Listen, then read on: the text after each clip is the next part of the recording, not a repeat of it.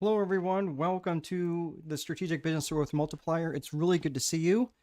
Thank you for hanging around the couple extra minutes. I had to reboot my computer once again just to make sure I had a really good, solid beginning. And of course, there's updates I had to install. There it is. I never seem to get this started on time, but it's really good to see you guys. Thank you so much for sticking around.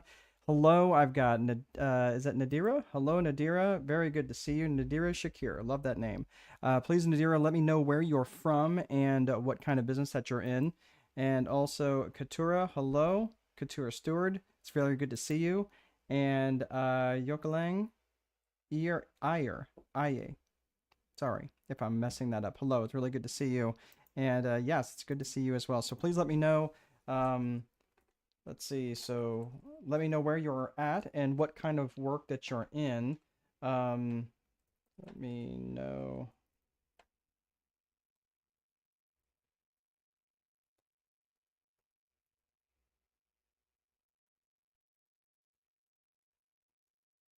Okay, perfect. There we go.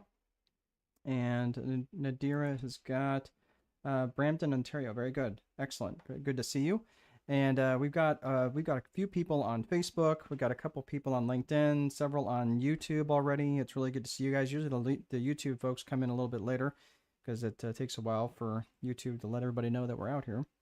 And you are Couture. You're in Texas and you're doing senior care. Perfect. Excellent. I love what they're doing in the senior care industry right now. They're actually taking much better care of people than they were. Not great, but better. I'm glad to hear that you're doing that. Business banking relationship manager for WAFD Bank at Everett, Washington. Okay, very good. Oh, Washington Federal, maybe. Okay, excellent. I was in banking for a number of years and really liked the banking world. I really did enjoy it, but I had aspirations for things more entrepreneurial. But I was an underwriter for a while. I was a teller for a while. I did all sorts of different stuff. Did loan review. Did all sorts of aspects of banking. So it's good to have you here. Okay, so if you're just joining us, please let me know who you are and where you're from. We are going to get right into it. We have got a lot of things to cover, and I just want to let you know there's a couple things we're talking about when we get into the concept and in context of business growth. First of all, there's a couple of truths that I need to tell you, and some of you it sounds like you're looking to build your businesses, looks like you're looking to grow your businesses. Maybe you're looking to start a business. If that is the case, I just let you know that there's just a couple of ground rules that I want to tell you up front, and some things that you may not necessarily want to hear because that's not really people are just not telling the truth out there. They're more interested in getting your money. They're more interested in telling you things like, "Oh, you can do it. All you got to do is believe," which certainly a positive attitude certainly helps, but there are certain economics to certain businesses that just aren't there. And one of the things that I want to tell you right now is that if you want to grow or if you want to scale your business, and again, growth and scale are not the same things. Growth is a little bit more linear, where scale is more exponential. And I just want to let you know that if you're wanting to grow your business or even scale your business, that not every business is scalable and that you cannot scale a broken business model. You might be able to grow a broken business model to a certain point, but you cannot scale it. And the difference in that, and the reason why I'm telling you this right out of the gate, that not all businesses are scalable, is because I'm not going to come on here and blow sunshine up your butt and tell you like, oh, all you got to do is believe and you just follow this formula. However, it is important that you recognize that just because a business isn't scalable doesn't mean that you shouldn't be doing it. I know a lot of people who make really good livings in what they do, even though the business that they're in isn't scalable. This business right here isn't particularly scalable. Like what I'm doing as a strategist, it's just me. I don't have any interest in hiring or training or bringing on other strategists and then having them do strategy work for me and I'm kind of the grand poobah. Like I don't really have any interest in that. I just do this because I truly enjoy it. However, I also wouldn't be able to do this if I didn't have other businesses that paid and supplied money for my income and for my lifestyle. Most of my money comes in through real estate. So I'm just letting you know that this is how, like for me, I really enjoy this business, but I do make a pretty good living on this, even if it's not necessarily, I mean, it will definitely grow, but if I was looking to scale it where I was going to step away from it, let's face it, if I don't do this, there's no one else that does this. And that's okay. That's all right. I'm not suggesting that that is a bad business model, but I just want you to understand right out of the gate that that is not every business is scalable. And that is why, because it just, for me to hire and find my replacement is not really what I'm looking to do. So I'm just letting you know, could it be scalable? Sure. If I wanted to hire and change and make that into a growth model and a growth engine, I could do that. But I just want to let you know, and the reason I'm bringing this up right now is because I don't want you getting to the end and going, well, I want to apply this to my business, but I don't necessarily know how.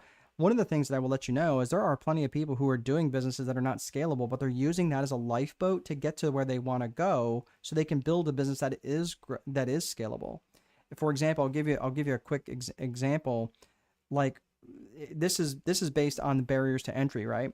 So a barrier to entry in business is where it would be like a license or high capital investment, right? Like us getting into buying Boeing 747s. There's a lot of capital that's involved in something like that, right? Or building a 100-floor skyscraper, right? There's lots of capital involved in that. Most people can't get into that because there's a barrier to entry related specifically around capital.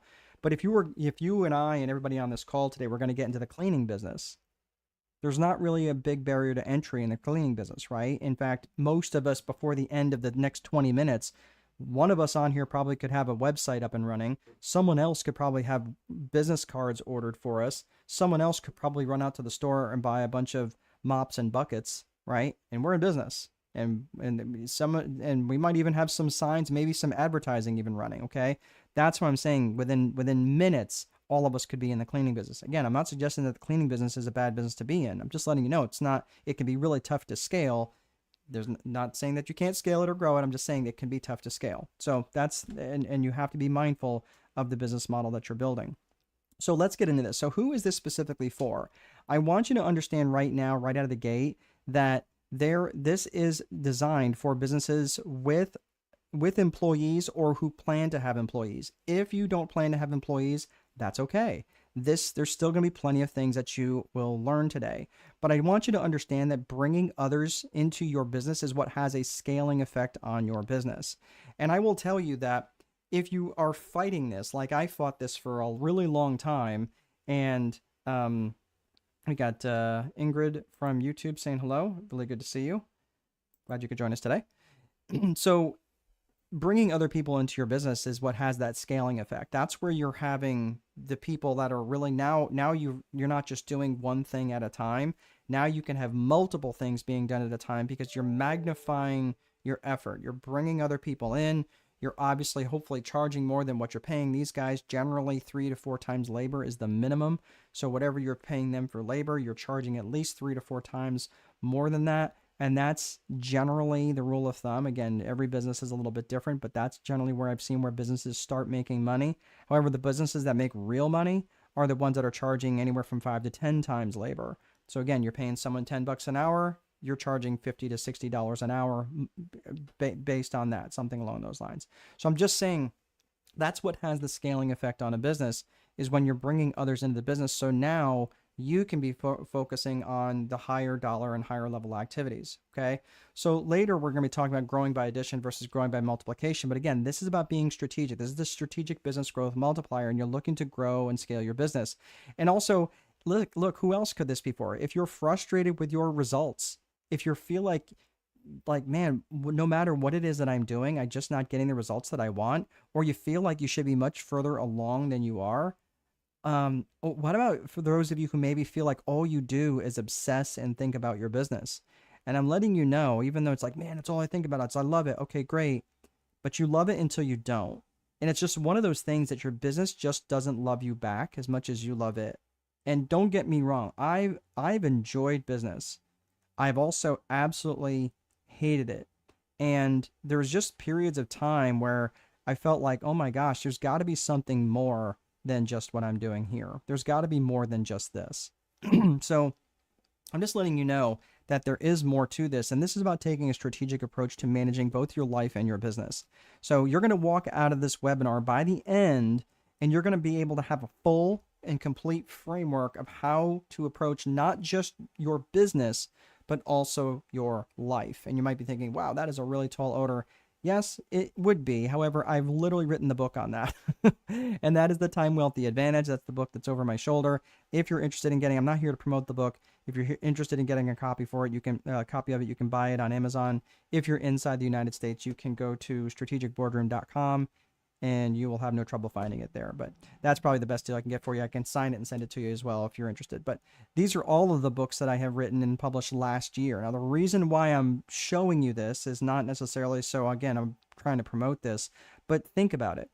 The Time Wealthy Advantage is about a 300-page book. It literally walks business owners from start to end through what I'm going to talk about is the Viper framework. We're going to get into the Viper framework, not fully, but you're going to get a pretty good understanding of what that is by the end of the webinar here. But the reason I'm mentioning this is because writing and editing and publishing and narrating, because it's also on Audible, in a 300-page book, which basically walks people through the vision, the infrastructure, the process, the execution, the reporting, the 4 core functions of business, and all of the different things that go into writing and publishing a book. I wouldn't be able to do that if I did not control my time. There's no way I would be able to do that. And I will also tell you that if I didn't have complete and total control over my calendar, which by the way, it is called the Time Wealthy Advantage for a reason, because you have an advantage when you control your time. When those people who have most control over their time, those people who mostly control their calendar have the most ability to do what they want in life, in all aspects of life. And I'll tell you this, there's no point in making piles of money if you have to take all of your waking hours to do it. It sucks. And ask me how I know. I spent most of my 20s, all of my 30s, and a good chunk of my 40s chasing that dragon. And I'm telling you, I was making pretty decent money, but I was spending all of my waking hours doing it, and I couldn't spend it. And you're like, well, that's a good problem to have. No, it's not. Because then when the money goes away, then you're wondering what you were doing it all for. And that's exactly what happened to me. Going into 2009, I had about $6.5 million worth of real estate that I had built in this portfolio, and it was gone in about 8 months because things turned against me.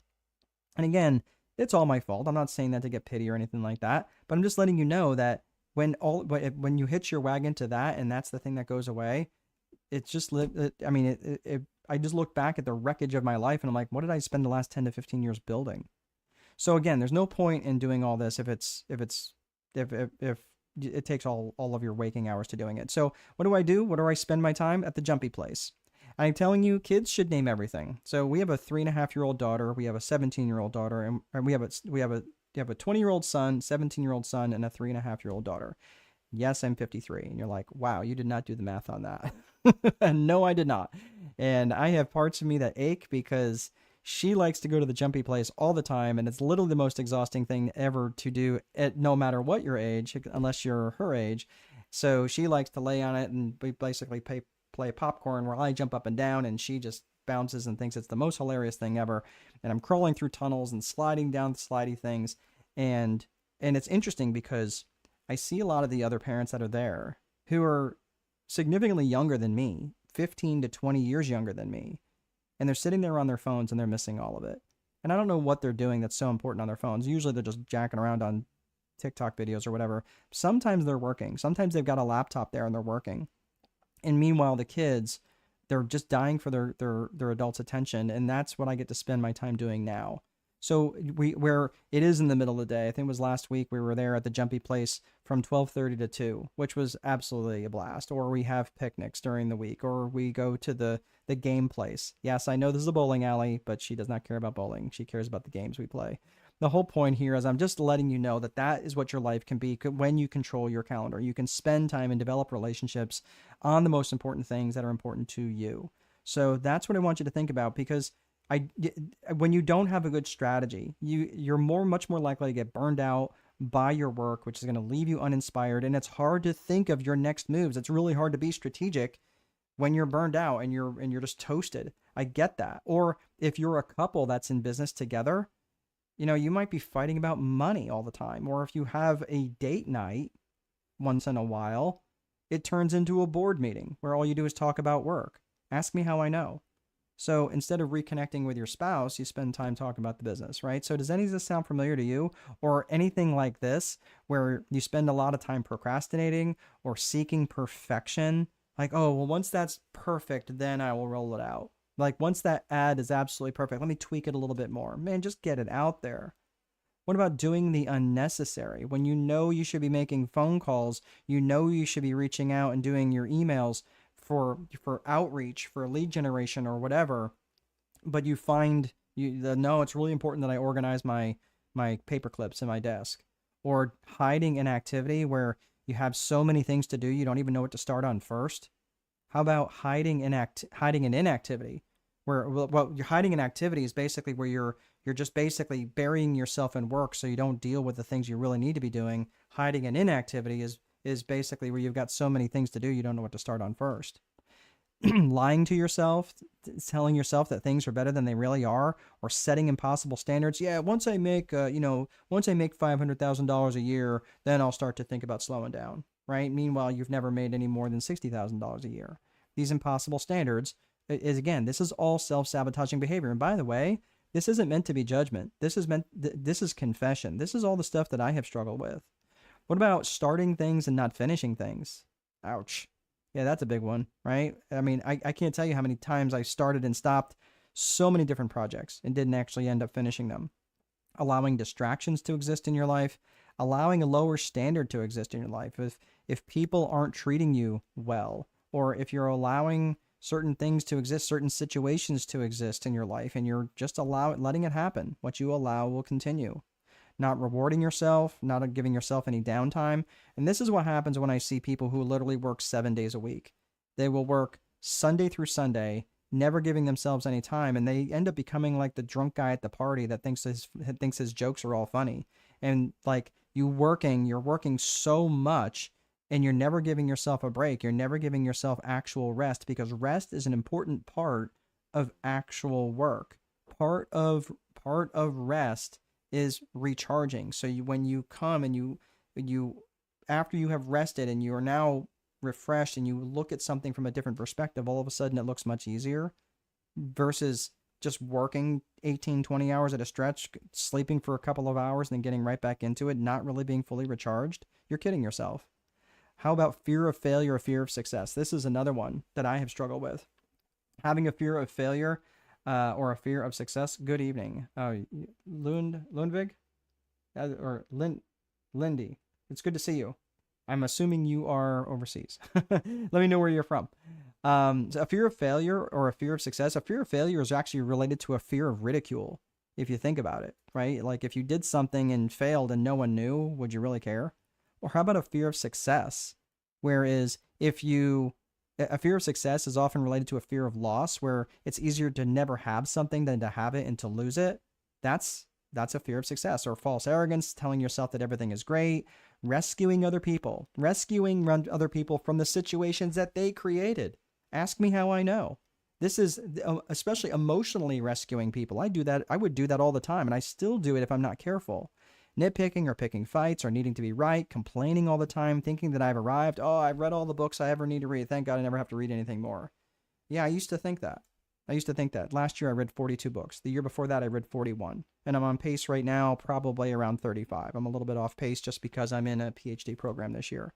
So, and that pace will continue but I'm thinking that I've arrived is one of the most toxic thing I could ever do, is self-sabotage.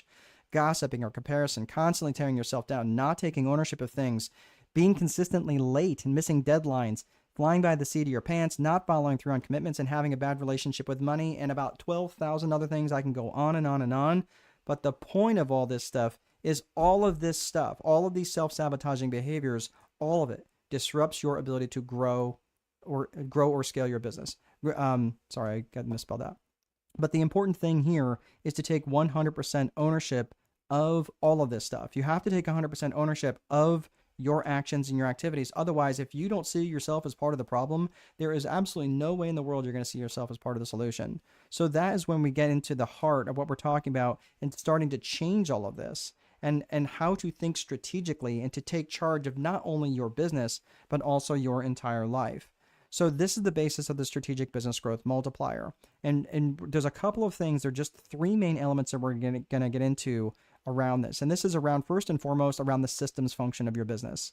Then we're going to get into the psychology of your business. So it's about systems and psychology. It's an S&P approach, S&P, systems and psychology. And the last of these is the four core functions. And this has to be true in every single business. No matter what business that you're in, you have to have all four functions. So as we take this business approach, again, we're looking at systems and psychology. We'll start in systems. So everything, like I mentioned, that's around the Viper framework, the Viper methodology, is in the book, The Time Wealth, The Advantage.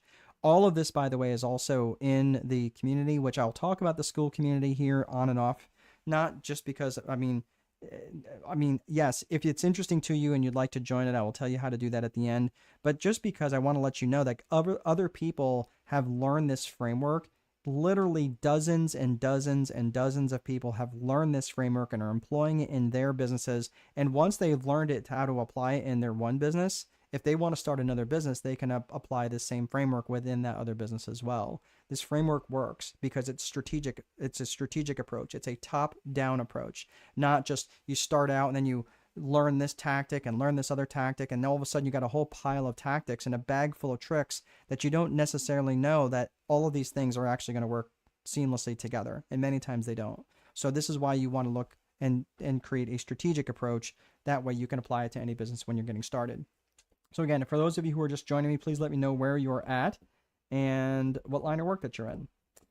So let's get to the Viper framework. The Viper framework stands for vision, infrastructure, process, execution, and reporting. So let's get started on vision. Vision is the main premise of all of this. And vision has two components. It's got personal vision and it's got business vision.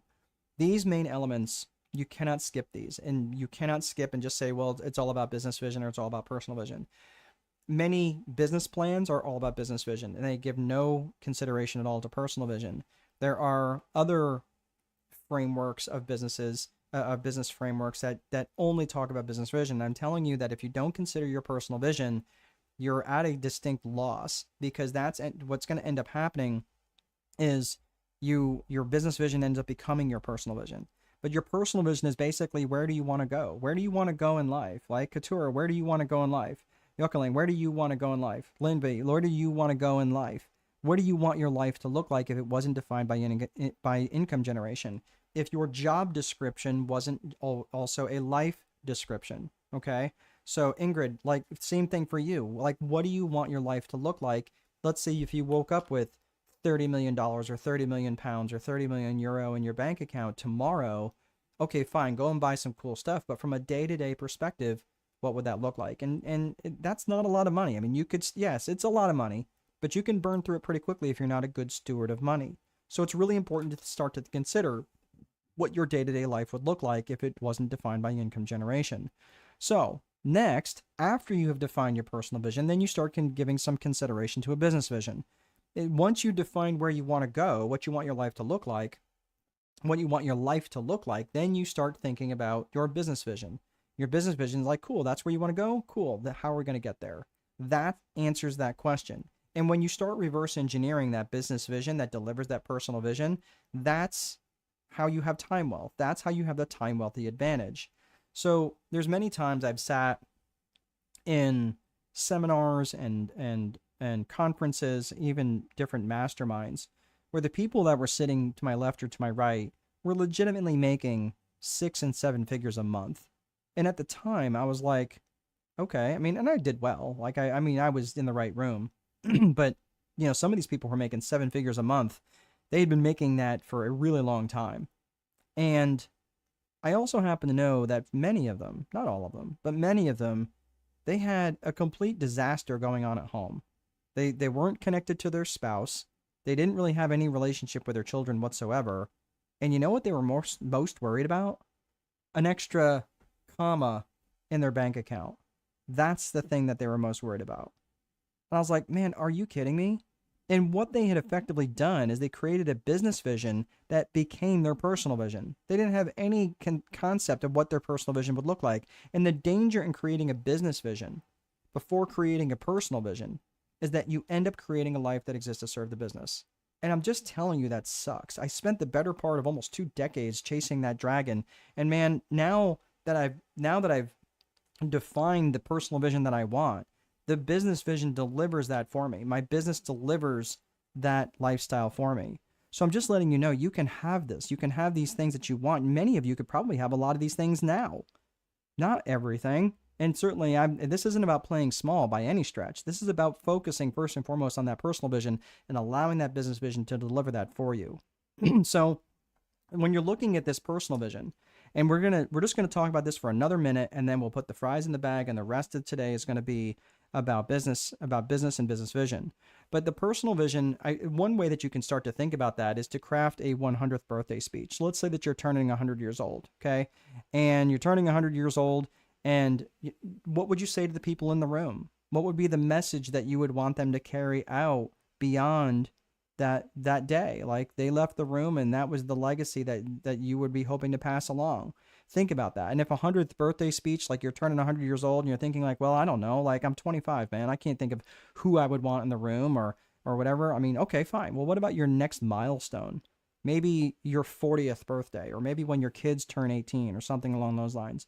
What would you want that to look like? Who would you want in the room? What would you say? What would be the legacy that you'd pass on? What are just some basic things that you look forward to? That would be a great way to start your personal vision, or even some relationships that you put in that you would want. Or what are some things that you've always wanted to try? Like, think about that. Think about that when you're crafting your personal vision. So again, when we're thinking and considering your vision, again, it's got that personal vision and business vision. And when you're defining business vision is always defined with 3 C's, and that is your core purpose, your core values, and your client avatar. Now, before I go on, whenever I get hired as a strategist or a fractional CSO, which is a chief strategic officer, or anything along those lines, when I'm being brought in to an organization and they're asking me, what my capabilities are and what it is that I do, and a strategist is a very top-down, a very systemic type thinking. So you're looking at all different aspects of the organism, if you will, right? So if someone has a fever and they've got an infection in their leg, and it's a pretty bad looking infection, and you're like, hey, dude, you've got an infection and that's probably what's causing your fever. That's systemic thinking, right? It looks in between the different systems to see the interaction, the interplay that's going on. And that takes a particular type of skills, right? The different skill set. And that's the main difference between a business coach and a strategist. So when I'm operating as a strategist, which is what I do, I'm looking at these 3 key functions, because these 3 key functions right here, anytime I'm looking and I'm using these things as a diagnostic tool, when I'm looking at these 3 things and I'm looking for different elements of like, oh, you have people that are not getting along in your organization. You have lots of turnover in your organization. You have trouble attracting the right customers to your organization, or you have lots of turnover with your customers. You can't keep customers. Once you get them in, you can't keep them in your organization, or you're just flat struggling in profitability, and any number of other things that go on. Whenever those things exist, it's almost always one of these 3 C's, or multiple of these things are not well identified. They're not defined. There's usually holes somewhere along these 3 C's. So I'm just letting you know, you can pay attention to these things. You can talk and say it's a bunch of hooey, but every time I've walked into a business that has dysfunction, it's because one of these 3 C's is out of kilter. Okay, so let's get into the 3 C's of business vision. This is what helps define your DNA. This is what helps you get real clarity in your business. And that, the first and foremost, is the core purpose. A basic question to ask there is, what business are you in and what problems do you specifically solve? And it's really important that you get really specific in that. And this is one of the things that I work probably mostly on with people in strategic boardroom, is because they think that they know what their core purpose is until they really get challenged on it. And being challenged on that is important to do it in a safe place, rather than when you're spending lots of money trying to get traction in your business and you're not getting it and you don't know why. You're like, I don't understand why I'm not getting traction in your business. I'm like, well, what do you do? Tell me about your business. And they can't articulate that very clearly. And I'm not even talking about an elevator pitch. I'm just saying, what do you do? Well, we do a lot of things. That doesn't help me. Okay, well, we're in marketing. Okay, what do you do in marketing? Do you build websites? Well, no. I mean, we can. Okay, that doesn't help me much. And this goes on and on and on. So I'm just saying that when you're really clear in your core purpose and you're really specific in your answers, again, when I ask someone and say, well, what do you do? Oh, I'm in real estate, that doesn't tell me much. But if someone says, oh, I'm a residential realtor on the south side of Miami and I like working in these 3 school districts, okay, that tells me a lot more. And that tells me that they're probably really serious and they're probably a professional because they really know what they are and they're a little obnoxious about what they won't do. Think of like a car mechanic that works on passenger rated vehicles. They'll replace headlights and they'll replace wiper blades and tail lights and do tune-ups and serpentine belts and brake jobs and things like that. Will they work on dump trucks? Probably not. Will they work on lawnmowers? Probably not, because they can't charge enough to make it worth their while. Would they do transmission work? Probably not, because it's highly specialized within most vehicles. So these are the sorts of things where you kind of are obnoxious about what you do and a little obnoxious about what you won't do. And that's important to be really specific about your core purpose. Next is your core values. And this is about what matters to you about this business and how would the world be worse off if you went out of business. And anytime I do this in a live event, I almost always in the back of the room see the collective eyeballs roll because they're like, oh, here comes the squishy stuff. And that, yeah, that's fine. You can call it squishy stuff if you want, but most of the businesses that I have ever been in that have a really strong company culture and a very, very healthy company culture have a defined set of core values. Do it or don't do it. It does not impact my life one bit, but it absolutely can change yours. Because when you have a company that has a defined set of core values, now everybody in there has a true north to operate around when you're not there. And for the companies that don't have a set of core values identified, here's the problem. The company culture is identified, and it's usually dictated by the strongest personality that's in the room. That's the problem. So when you have a strong set of core values, you might be thinking, well, what does that even sound like? Well, you operate with a set of core values, right? When something matters to you so much that you're willing to get up off the couch and go act on it, right? If someone like breaks in your house and threatens your family, yeah, you're probably ready to go to war because it's a core value to keep your family safe. So this is what I'm saying. Like, this is, it's upon that framework. Unfortunately, I don't have a lot more time to get into that, but this is one of those things where you also spend a lot of time in strategic boardroom really diving into the core values and how to actually define these things. And I've seen other I don't know, exercises where they come up with a list of like 100 core values and then like circle the top 20 and then boil that list down to like a top 5 and that's your core values. Man, I don't like that approach because I think it misses some really key elements. And let's face it, you may have core values that are not on that list. So that's why I really don't like that. But anyway, so that's also defining core values. And core values are what helps determine a company culture. And the company culture and the company brand are inextricably linked. The company culture is what's experienced by people inside the organization. The company brand is what's experienced by people outside the organization. So core values are extremely important to the DNA of your company. We talked core purpose, we talked core values. Next is client avatar. Client avatar is who specifically and ideally do you want to serve? Who are these people? And you have to know them geographically, demographically, and psychographically. Think about where they are, not just physically in the world, but are they online? Like, where do you get them? How do you reach them? Geographics is important. Demographics is who they are. Are they married, single, rich, poor? Do they have kids, no kids, so on and so forth. And their psychographics. And their psychographics are how they think and how they buy. And you can think of this in terms of ALIA, A-L-I-A, their attitudes, their lifestyles, their interests, and their aspirations. And really delving deep in terms of all these things. And you start understanding, okay, how do I really understand their attitudes? How do I really know what their lifestyles are? And you really start to ask your question around their interests and their aspirations and goals and why these things are particularly important to them. And once you understand their aspirations, their attitudes, their lifestyles, it's much easier for you to reach them in your marketing. So this is what's really compelling as you really start to think about this stuff in advance. And all of these things, the core purpose, the core values, and the client avatar are really, really critical to the DNA of your company. So here's what I want you to do. Okay, you don't need to put it in the chat if you don't want to. I'm not here to publicly shame anybody. But if you want to, you can.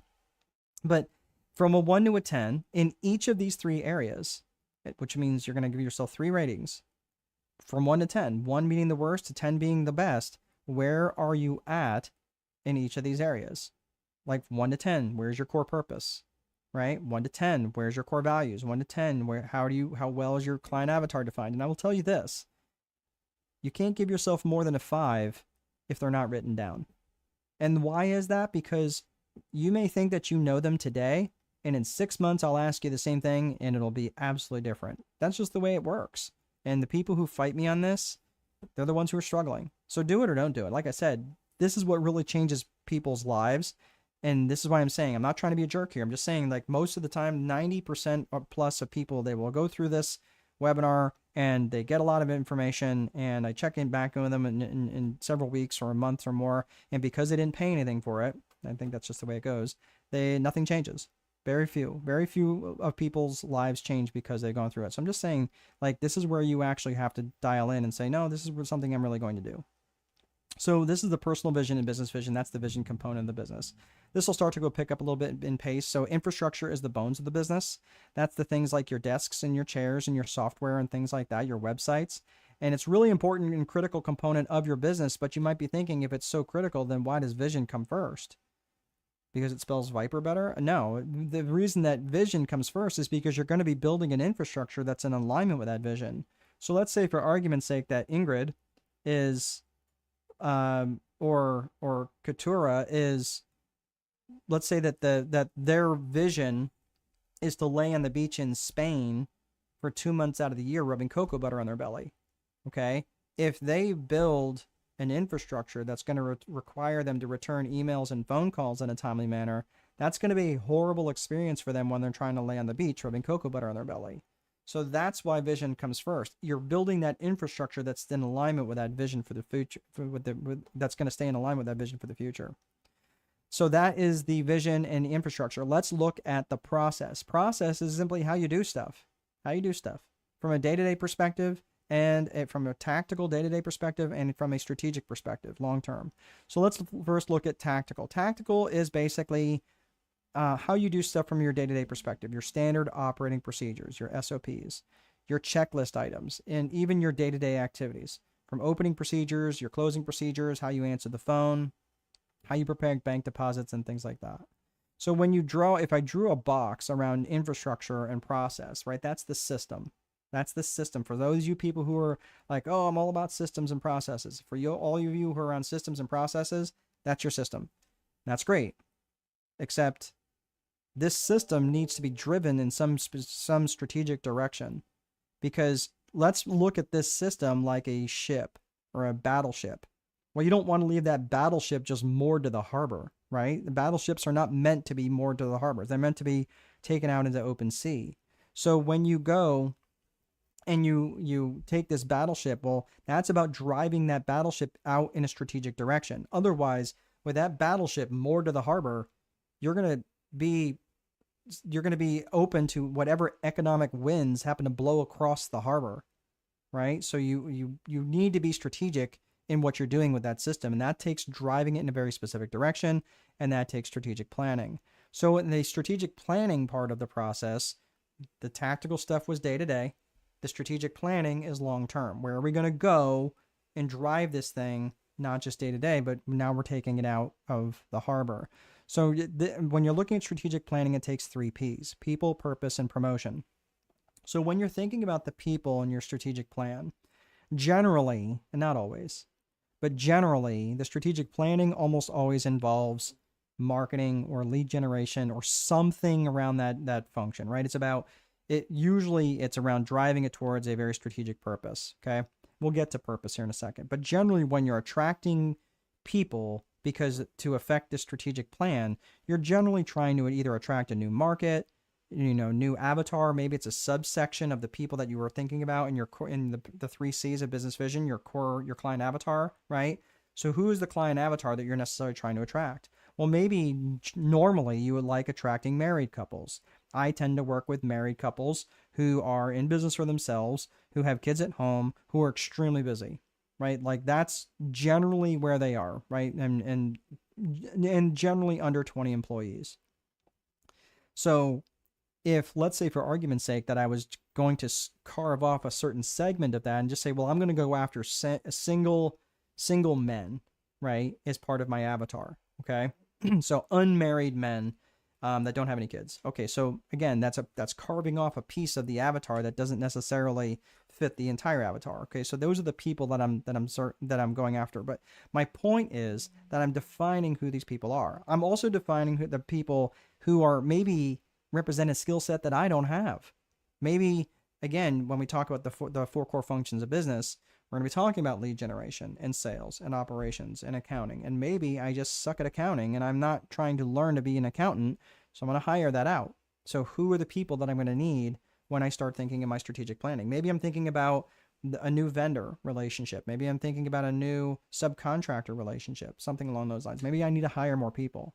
But who are the people? What's the people component, both from an avatar perspective, from a target market perspective, and also from the people inside my organization that I'm going to need? Who are the people that I need? The next is purpose. And when you think about the purpose, what's the purpose of the strategic plan? So this is about, are we trying to gain market share? Are we trying to launch a new product, launch a new service, or launch into an entirely new market altogether? Either way, what's the purpose of this? And this is why it's really important to have your purpose to align with your core purpose of your 3 C's of business vision. Again, we talked about that in people. Your people have to align with your client avatar, and your purpose has to align with your core purpose. The reason for that is because, look, many of you business owners and entrepreneurs have lots of ideas every time you get out of the shower. And every time you get out of the shower, you have a new business idea. You're like, hey, honey, we're going into the oil business. And you're like, oh my gosh, really? Like, are we doing this idea today or the 17 that you came up with last week? So the reason for this is because you want to make sure that your strategic purpose is in alignment with your core purpose. Otherwise, you're going to get that shiny object syndrome and chasing every idea that comes along. Okay? And I speak to a lot of different people who love to wear that badge of honor, like I'm a serial entrepreneur. And really all they've done is created 17 different jobs. They're not really a serial entrepreneur. They've got 17 different jobs and they're not doing any of them well because they're so fragmented. If they focused on one, they'd probably be a billionaire, right? But the problem is they're focusing on too many. They're trying to chase too many rabbits, so they end up catching none. The last one of this is promotion. So promotion is really around, it's just communicating. It's doing it often. Okay. So imagine that everyone in your life is suddenly replaced by a 16-year-old teenager. Okay. You're probably going to be repeating yourself a lot of times, right? And I say that somewhat tongue in cheek. I'm sure, there's certainly great teenagers out there, but we've raised 2 so far and we had to we have to say things an awful lot of times. But again, it's just about promoting and not just saying something once, but saying it over and over and over again, not just externally to your client avatar or whoever it is that you're trying to promote to, but also internally. You have to say things internally a lot. And usually it's because business owners are their own worst enemies, where they come in, they share with the staff the newest and latest idea that they have, and with really no follow through. So they have to make sure if this really is the thing, it's written down and it's going to be followed through to the end of time until you either hit your goal or it makes sense to do a strategic pivot, but not until then. So that's why that promotional piece is so important. So we talked about process in terms of both tactical and strategic. And this is the Viper framework, guys. We are talking about the strategic business growth multiplier. So all of these things we're putting in place. We're starting to put the pieces of the puzzle. We're starting to put the framework together so we can really, truly grow something really, really well. So now we get into the execution component. The execution component, this is where General Patton talks about having a good plan. And a good plan violently executed now is better than the perfect plan executed next week. This is where, remember when I talked about seeking perfection as one of those self-sabotaging behaviors? Like once it's absolutely perfect, then we can roll it out. Look, the perfect plan doesn't really ever exist. Even if it did, usually it's execution that makes the plan good or not. And the reason I'm bringing this up, and the reason that this even has a spot in the Viper framework, is because most plans fall apart in execution. And the reason for that is because many business owners have way too many priorities on their to-do list. And having too many priorities has the same impact as having no priorities. And that's why I start to allocate my priorities into something called a daily 5.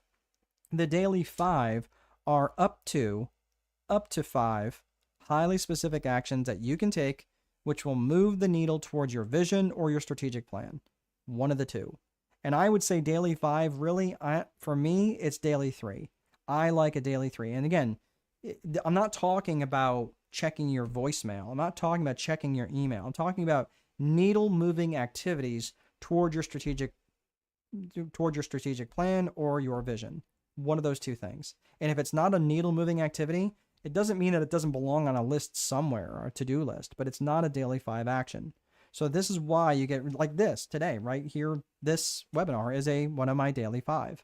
So that's what I'm saying. This is a needle moving activity for me. I get a lot of people, I get exposed to a lot of people on this and let them know what I'm about. I teach them about the Viper framework. I teach them about the time wealthy advantage, what's in the time wealthy advantage. And some people want to work with me. Most don't, but that's okay. I'm not looking for everybody. I'm looking for a select few people. In fact, I'm getting too busy now to start taking a lot of people. I have to be a little bit more discerning and start to take on jobs that are a little bit more interesting to me and probably pay a little bit better, right? I mean, it's not that I need the money. I mean, like I said, most of my money comes from real estate, but once I start being a little bit more discerning, and that's something I would recommend for you, is that when you really stop letting everybody think that they can buy from you at any time, that's also a really good way to start getting and making a lot more money and being much busier with the type of client that you want to work with. But this is what I'm talking about in terms of execution. The last component is reporting. So when you're actually taking the time to measure your reporting, you're measuring your lead metrics and you're measuring your lag metrics. Your lead metrics are just based on your actions and activities. That's all it is. You're just measuring your actions and activities. That's all. So the lag metrics are the results of those actions and activities. Now, what do you have more control over? Your actions and activities or your results? No, you don't really have any control over your results. You don't have any real control over how many sales you get or how many booked appointments you get. You only have control over your actions and activities. So I'm telling you that when you're tracking things, you absolutely positively also need to be making sure that you're tracking your actions and your activities. And if you're not, again, you'll have no idea at the end of the month. You're like, well, I did a little bit of this and a little bit of that, and I don't seem to be getting anywhere. Okay, show me what you did. Show me your metrics. Show me your numbers. And if you can't show me that, I won't know how to help you. And most people won't. And if you have a coach that you're working with, encourage them. Many of them should be doing this automatically. But if this is something that you're really wanting to work towards, then find a mechanism so you can start measuring this stuff. Because what happens if the coach goes away? They shouldn't necessarily be holding you accountable to that. They should be holding you accountable to make sure that you're tracking your metrics, though, especially your lead metrics, because that's what you can control. So that's the Viper framework. So again, remember, this whole framework is how you set up and manage a business. And this is something that this couple I've worked with for quite a while, Brian and Kara, they have used this for in various businesses that they've been in. And Brian owns a series of coffee shops up in Northeast Indiana. And he also got into the rental business, and he's got a small campground. So, and he uses that Viper framework, that vision, that infrastructure, that process. He builds that out every single time he opens and starts a new business. So that's what I'm saying. It translates to any small business. And it was really cool when he was using it in his coffee shops, because not only does he get a lot more free time, he makes a lot more money, to the point where his bride, Kara, who's a dental hygienist, was able to shift her hours from full-time to part-time, and she spends a lot more time with her kids who in the summertime. So all because they stopped focusing on business and career vision first and put their personal vision first. So now that business vision funds their personal vision. So that is the systems component. That's the Viper framework. So let's look at the psychology side of business. So when you're looking at systems, again, systems are great, systems are important, systems are necessary, but systems will only get you so far, because systems, right, I mean, they're perfect for stability and consistency and accountability, but they are limited around making subjective decisions. That's not what they're great at. They're not great for adapting to market changes, especially rapid market changes, or coming up with creative solutions, or even maintaining human connections. It's like, I mean, maintaining maybe, but initiating, not really. And even as good as AI is, people they're not trying to have a relationship with a robot. They are trying to have a relationship with a human. So again, when you're looking at the business approach, we looked at systems. Now we're going to talk about psychology. So in the psychology side of things, we're looking at both the personal and individual psychology as well as business and organizational psychology. So in personal and individual psychology, you're looking at things like self-worth and self-management, limiting beliefs, and even things like emotional intelligence.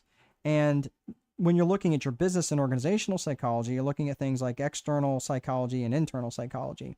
Let me pull over and park here real quick, and we're going to talk about personal psychology for just a hot second. When you're looking at personal and individual psychology, again, you're looking at things like personal, your self-image, your self-worth, your self-management, your limiting beliefs, and all of those different things. And when you start to think about all of those self-sabotaging behaviors that we talked about a little bit ago, where we're talking about procrastinating and seeking perfection and setting impossible standards and not starting things and not finishing things, having a fear of failure, having a fear of success, rescuing other people, complaining, not tearing yourself down all the time, not taking ownership, being consistently late and having a bad relationship with time and having a bad relationship with money, all of that stuff, that relates to personal and individual psychology. And this is stuff that we have to continually work on. And again, I have to continually work on this too. And this is why one of the main premise within Strategic Boardroom is working on this individual and personal psychology. In fact, I've got a mastermind coming up in June where we have the inner circle members, and many times we're talking probably just as much about business as we are personal stuff, because we got to get it flushed out. Because remember, our businesses are just an extension of ourselves. That's why when I was talking about core values, your business is just an extension of you. So when you're bringing head trash into your business, it's coming from you. It's not magically just appearing, right? If you're bringing a bad relationship with money into your business, do you think the business is magically going to fix that? Generally not. Generally, when I see a business struggling and I start looking through the things and I start seeing that they're using their business credit card for all sorts of personal expenses, because they're like, well, I have no choice. I have to buy milk and bread. And I'm like, oh, and apparently spend $400 at Victoria's Secret as well, right? Like all of these different things. I'm just telling you, meanwhile, they're struggling. They can't pay their bills, but they're driving around in a Lincoln Navigator, and they've got two of them. So that's why I'm saying, like, all of these different things, you have to start to recognize that when you're bringing that individual psychology into your business, it can cause a real problem for your business. So when you're looking into business psychology, we're looking at things like external and internal. And you're looking at things from an external perspective, which is your buying psychology, vendor psychology, which is really more related to like negotiations and things like that, and even things like politics. Because I'm telling you, when you start attracting and you start doing things in your neighborhood, or your community, you're going to attract politicians. It's like a moth to a flame. Because they're looking for donors, and man, I'm telling you, like, and I have so this is my actual office. Like, I have an office building. I don't work out of my home. My home's about 5 or 6 minutes away though. So where my office building is at, it sits on a main street, one of the main streets in my town. And this town's about 150,000 people. So it's a pretty good sized little city here in Lafayette, Indiana. And where I'm at, I have probably, I don't even know, the location where there's about 50,000 cars every day drive past my location. So guess what? Many politicians want to stick their signs in my yard. And I'm like, nope, I'm not doing that, because I don't need that. I just don't want to attract that sort of thing. I will support them, behind the scenes, but I'm not doing that, right? So I'm just letting you know that is something that you should be prepared for. Internally, you're looking at things like, when it comes to internal psychology, you're looking at things like management and leadership. And when you're looking at things like that, I want to spend a few minutes on leadership. Now, right now, I am in a PhD program for organizational psychology. I'm trying to get my PhD. And as I've gone through the classes so far, and I'm looking at the different things that they're continuing to bring up, like change management and things around leadership. And whenever they bring up leadership, I'm always looking through the lens to see if these things are there. And whenever I have seen leadership traits, and I'm saying there's lots of leadership traits that are important, but if these three are missing, you are not effective, and you may not even know why. And those three things are trust, vision, and communication. And the reason why I'm bringing this up now is because it's so critical. And this is stuff that most business owners just are not natural leaders. Sometimes they are, but it's pretty rare. And the reason why is because, like, you may have an ability for people to follow you, right? But they don't inherently trust you. They'll follow you because of what you can do for them, but that's not really a leader. That's really just kind of, you're attracting a tribe of people who are just kind of leeches. But true leadership, especially a strategic leader, this is someone who can create trust with people. Let's say that you, for example, that you didn't have their trust though, but you had a strong vision for the future and you're an amazing communicator. Look, people they'll follow you. They're like, okay, cool, I understand his vision and he's a great communicator, but I don't trust him. They're not gonna follow you. They're not going to follow you, and you may not know why. Let's say, for argument's sake, they do trust you though, and you're, again, an excellent communicator. So they trust you, but they really don't know where they're going or why they're even doing it, because the vision isn't either clear, or it's because you came down and handed it down like Moses on stone tablets. So I'm just saying, like, that vision means that you've had a shared vision, that you've had communication with them. You let them know why the vision is what it is, and how, and you've enrolled them into that vision. What about the last piece, which is communication? Let's say they trust you, they know where they're going, but you're a horrible and ineffective communicator. You don't do it. You basically type in all caps, or you give one word responses in your emails, or you just don't communicate often enough, or you communicate like you're communicating through a megaphone and not a telephone. Do you understand the difference?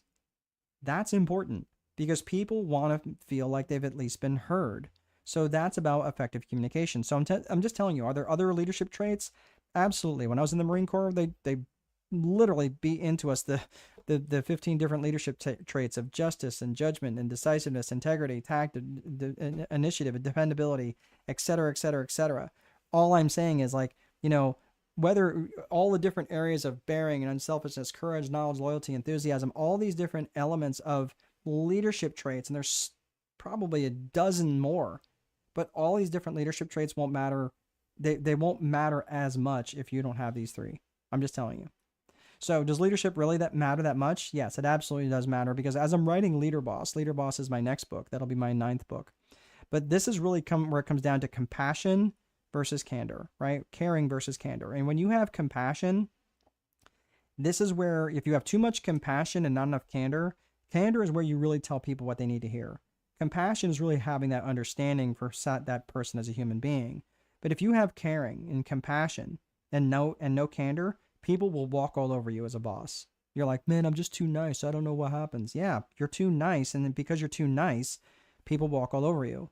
Or if you have too much candor and not enough compassion, what ends up happening is people treat you like you're a tyrant, and you become very legalistic, and you start having to rely on all the rules and laws and everything that you create inside your organization.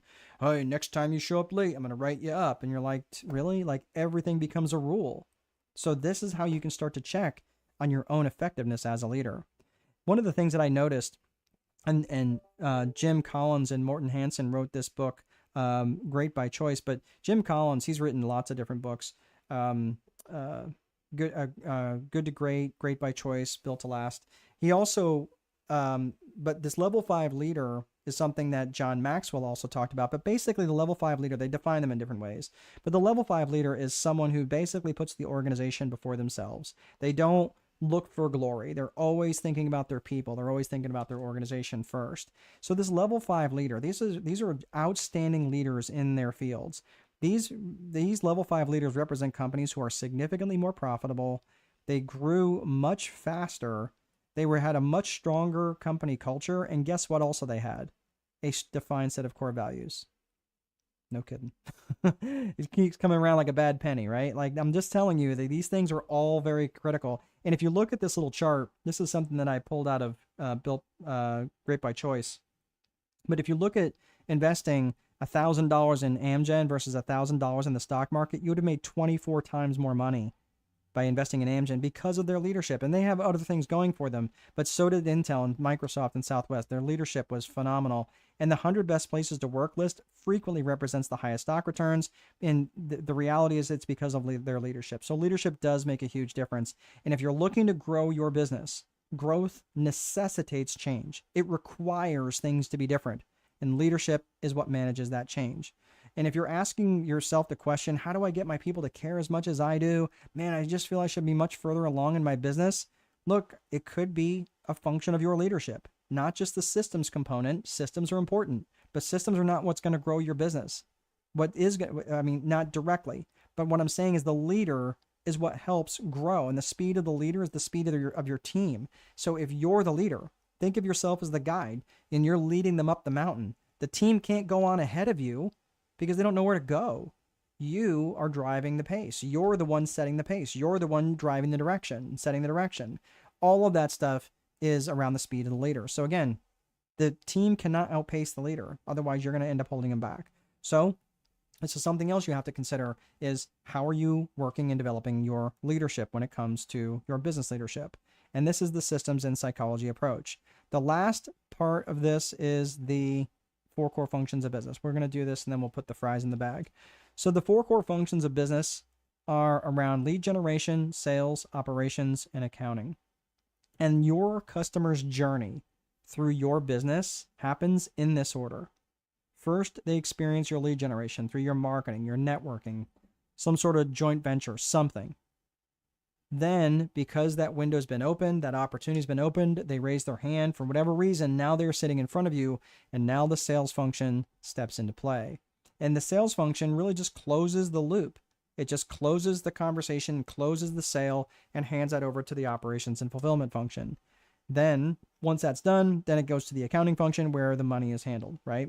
I'm assuming you want to get paid. That's what happens. And I'm assuming your vendors want to get paid, and that's where that happens. So when you're looking at the 4 core functions of business, when it comes to lead generation, this is where you're starting to target your client avatar. Again, we talked about that in the 3 C's of business vision. And when you have your target avatar well defined, you know exactly who it is that you want to work with, and it's so much easier for you to direct your marketing towards them. And these are the people that are going to bring the most amount of money and bring the least amount of drama. And I don't know about you, but in my 50s, man, I am about lowering the amount of drama in my life, not increasing it. So when you're looking at the four core functions of business, the 15 reasons why people buy, this list right here, it is so incredibly important. I'll take myself down for a hot second so you guys can maybe take a screenshot of it. But sorry, I'm getting a sip of water there. But when you're looking at the 15 reasons why people buy, I want you to start thinking about why are they going to want to buy from you?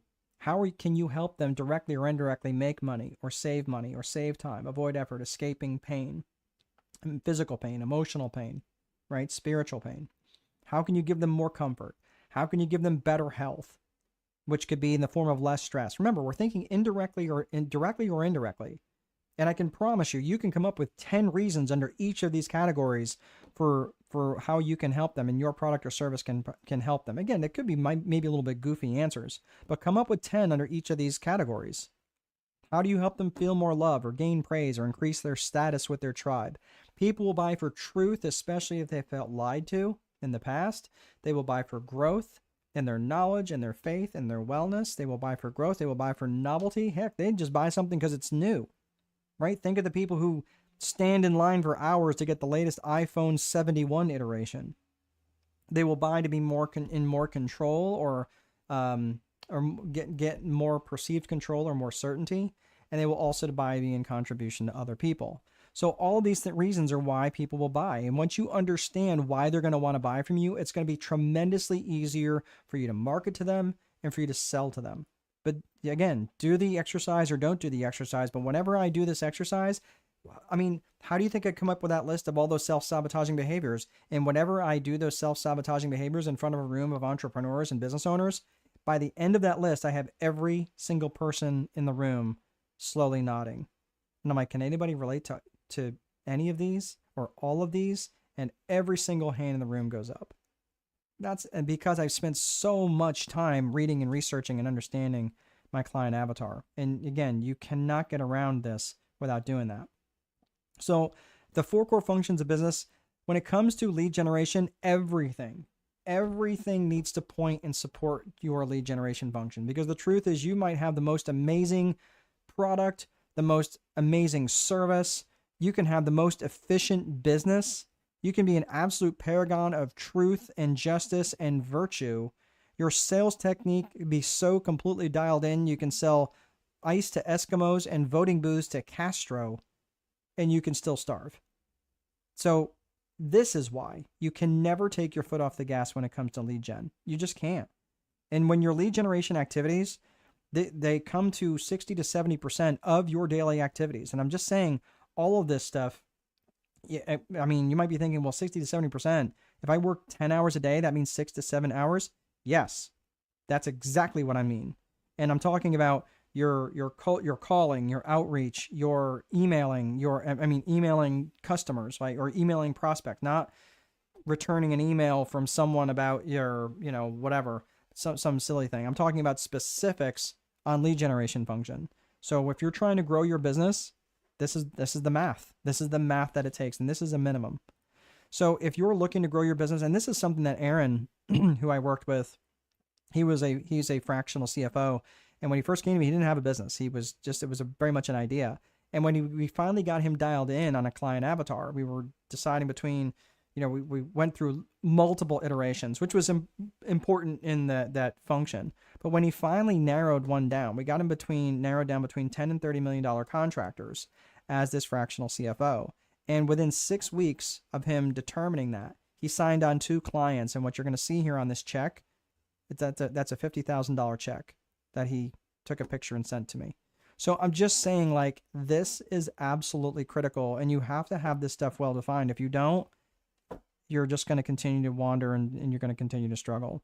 So the sales function continues the conversation that started by the lead generation function. Remember, if it's not seamless, if it seems like it's very fragmented, you started the lead generation function and the sales function is kind of wonky or just not existent, or you're not following up on your leads, you may as well be literally opening the window and throwing $100 bills out the window, because that's exactly what you're doing when you're not getting back to your leads on time. And most salespeople suck at this. I'm not trying to be mean. I'm just saying they just don't do the thing that's necessary when the leads are coming in. So you have to have a mechanism to make sure that the leads are followed up with, because salespeople will sometimes also embellish the work that they say they're doing and they're not doing.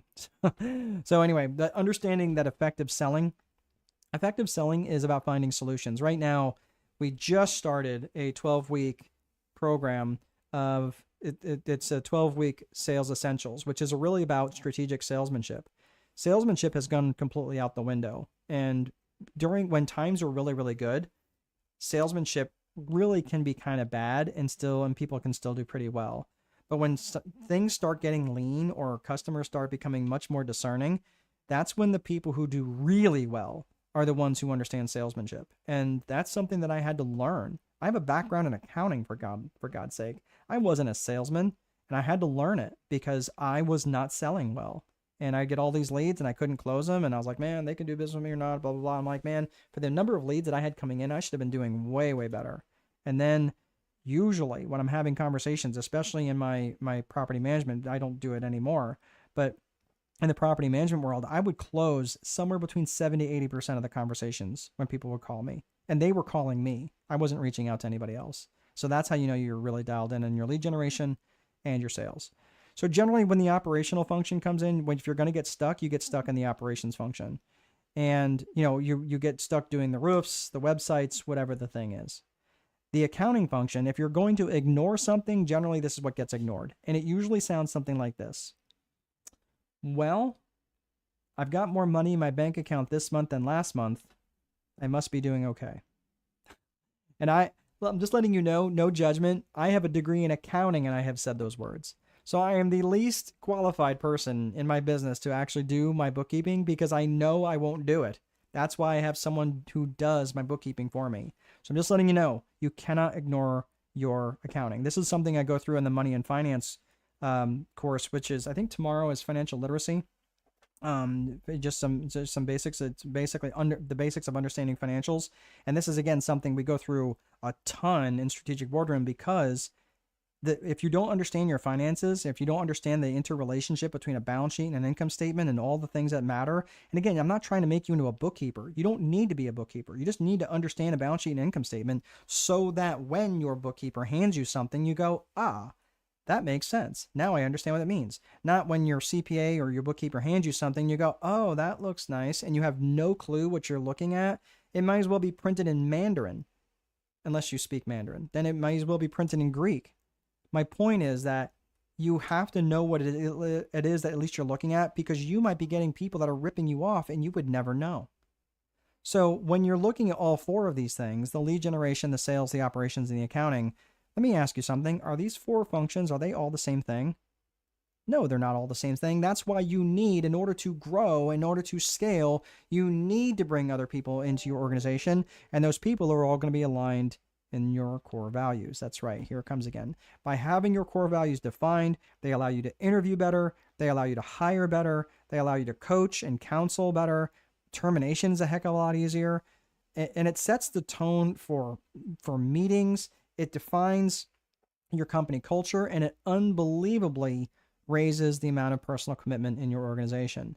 So again, remember, you're not the only person in your organization that will be making decisions. And when you have these core values defined, they become the true north for decisions to be made. So again, you're not the only role model. And when you have these things defined, other people have something to model for themselves. So one other thing I just want to talk about really quickly, and we'll be done here.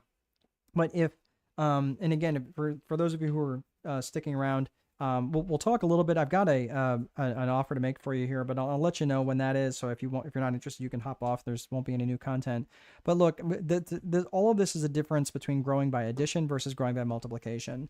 If you want to grow by addition, that's where you take on one extra client and an extra client, and then you try to keep, you're doing all this yourself, and you want to keep it because you want to keep your profitability, but because you have a bad relationship with money, you make money and you can't seem to keep it, but you're trying to grow and you don't really, you're struggling with all this stuff. I get it. That's when you're growing by addition. Growing by multiplication is when you start bringing in other people into your organization, and you're now getting them to do the things that you're weak at, or the things that they are better at, that you can then allow yourself to have some open bandwidth. So if you really truly want to grow, you have to have the right systems in place. Remember, the systems component of that beginning part, you have to have the right systems in place. You also have to have the right psychology. You have to have the right individual psychology, and you have to have the right leadership. You also have to recognize that your lead generation actions and activities must be 60 to 70% of your working time. So if you're working 12-hour days, that's 7 hours and 15 minutes, give or take, of time that you need to be devoting to your lead generation activities. It's around production, consumption, and promotion. Your promotion time needs to be around 7.25 hours. Your production time is around 3.25 hours, and your consumption time, your consumption is basically where you're having lunch and chilling and reading a book or something along those lines, learning something, that is about 1.5 hours. So again, all this stuff is very well structured, and you can do this once you know where your lead generation actions and activities, once you know that allocation and you stick to that allocation. And lastly, you have to hire and develop great leaders and bring other people into your organization that are really, truly ready to grow and grow with you. So that is all I have here. What I want to share with you guys is this here is the strategic boardroom community on School. And for many of you, I get a lot of people who have, they're looking for this. They really see a value in this, but they really don't know where to go for the next thing. They're trying to do all this on their own. Listen, if you are trying to do this and you're trying to do it a little bit faster, you can get there a lot faster with help, right? It stands to reason, right? If you're trying to learn how to be better at karate, it makes sense to hire a black belt. Or if it's even safer if you're trying to learn how to drive and you've never driven before, or if you're learning how to fly and you need a flying instructor. All of these different things, it stands to reason. So not only does it get you where you want to go a lot faster, it also keeps you a lot safer. So you're not flying by the seat of your pants. So if you are interested in something like this and you're looking for a community of like-minded business owners, then I'm just going to show you really quick what this looks like. This is my school community, and I will put that up there in the link right now if you want to check it out. There is a very, hold on one second here. If you are looking for just an entry level, there's a really cheap entry right now, which is just $39 a month, and you can just try it out. All I would ask is just give it a couple of months, give it 3 months. And here's why I'm saying this. If you get in and you decide after 3 months that the thing sucked and it didn't do what I said it was going to do, and your life is not any better, I will 100% refund your money. I have no problem giving people money back if I did not do a good job. So I'm just going to let you know these courses, if you do sign up, they're not completely built out. You won't actually have access to all of them because it's going to start to drip out to you. I don't want you going in and binge watching 90 days worth of material in 2 days. That's not going to be helpful. It's about establishing and creating new habits for you so that when you sign up, you're building these habits day by day. Hopefully you're doing it at the same time, but whatever work day you decide, I work Monday through Saturday. I take Sundays off. So I would not do this on a Sunday. But if you're going to be doing this and building this out Monday through Saturday, or ideally, if you're, that would be great if you're doing it Monday through Saturday, or at least taking a day off. But my point is this will be dripping out to you over time. So if this is interesting to you, I just put the link up on the slide, but in the chat session. But one other quick thing is there's a couple different components up here. There's a community which kind of works like Reddit, or basically just a blog. So if you look in there, where there's just going to be people that can post in all sorts of different things. They're posting what they have done well. I'm posting content in there. I'm posting all sorts of different stuff in there. But there's also the classroom, and that's what you're seeing on the screen right now, where you're seeing month 1, month 2, month 3, and you'll see the Viper framework. You'll see advanced money and finance course. I'm actually going to upload the book writing course for business owners. So if you're ever interested in learning how to promote and publish your own book, that's going to be in there. There's going to be all sorts of different classroom materials. And also for those of you who want to sign up there is a coaching component, a one-to-one coaching component for a few more dollars if you're interested, but all that is explained in the room. So like I said, if all of this stuff, and right now too, if you look at the bottom right here, you'll just see the strategic salesmanship. You will be also invited into that 12-week session. Just depends on what level that you're buying in at. Regardless of the level you'll buy in at, you'll at least be able to be in the group. If you're wanting one-to-one coaching, then that obviously costs a few dollars more, but that is entirely up to you. So here's what I've got. Go to school.com/strategic boardroom, and that is everything. So thank you all so much for sticking around. I hope this is so very helpful for you. If this has been helpful for you, I would love it. And this is where we part, that's totally fine. I totally respect that. But if you are going into Strategic Boardroom, I'm going to be heading in there in just a few minutes. I got to hop on a quick call in about 7 minutes, but I'm going to hop in there right now. So if anybody signs up and wants to have a chat with me, I can do that really quick. But just letting you know, this is where it's at. Like I said, I will honor the 90-day guarantee if you get in there and you absolutely hate my face and you don't think it was worth every penny. All right. Have a great rest of your day, guys, and we'll see you guys next time.